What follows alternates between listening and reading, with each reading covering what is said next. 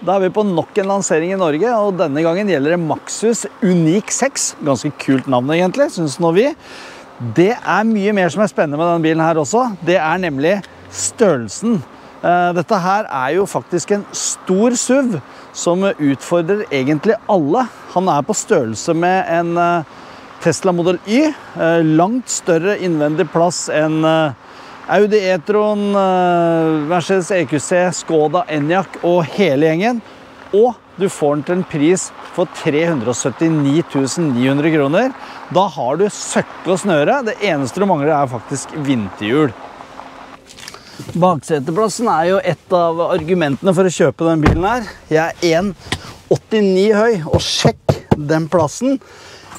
Helt flatt gulv, en USB og en vanlig 12 volts greie. Du har ventilasjon ut her, ikke noe temperaturstyring.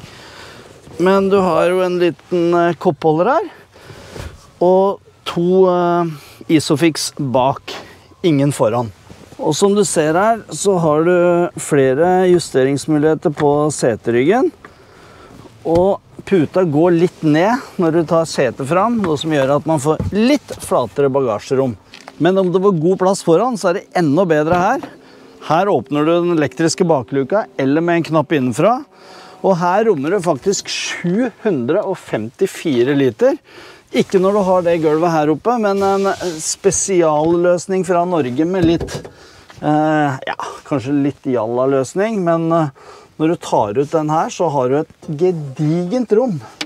I tillegg så har man et skjult rom på 20 liter, og det er i tillegg faktisk, der du kan ha ladekabler og sånn. Det er egentlig en tidligere reservehjulsbrønn.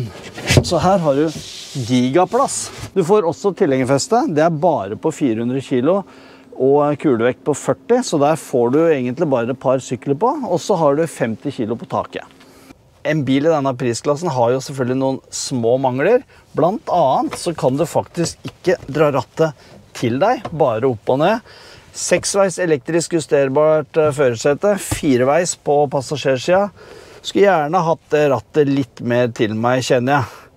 Ellers så ser egentlig det meste greit ut. Myke materialer, det er litt sømmer. Du har faktisk 64 forskjellige farger i stemningslysene. Litt sånn Volkswagen-inspirert her sånn, med mode-knapp for kjøremodus og en knapp for elektrisk bakluke. Så har du heldigvis knapper for setevarme her sånn, veldig deilig. Parkeringshjelp, ESP off og line assist kan du også slå av her. 2 koppholdere, et lite rom foran her sånn. Og så har du et ordentlig stort rom under her sånn, med 2 USB-kontakter. Sentralt her har du en 12,3 tommer, som du finner de vanligste tingene på. Dette er jo første prøvetur, så vi har ikke fått testet dette ordentlig. Blant annet så er systeminnstillinger, finner du jo her. Kjørehjelp, her ser du jo alle hjelpesystemer. Her ser man at det er stort sett varslinger, dessverre. Ikke veldig mange aktive systemer. Men her kan du styre veldig mye. Så har man jo for eksempel 360 graders kamera. Alt det her er standard. Til tross for at dette er en SUV, så er Unique 6 en forhjulstrekker. Får den ikke som firehjulstrekk heller.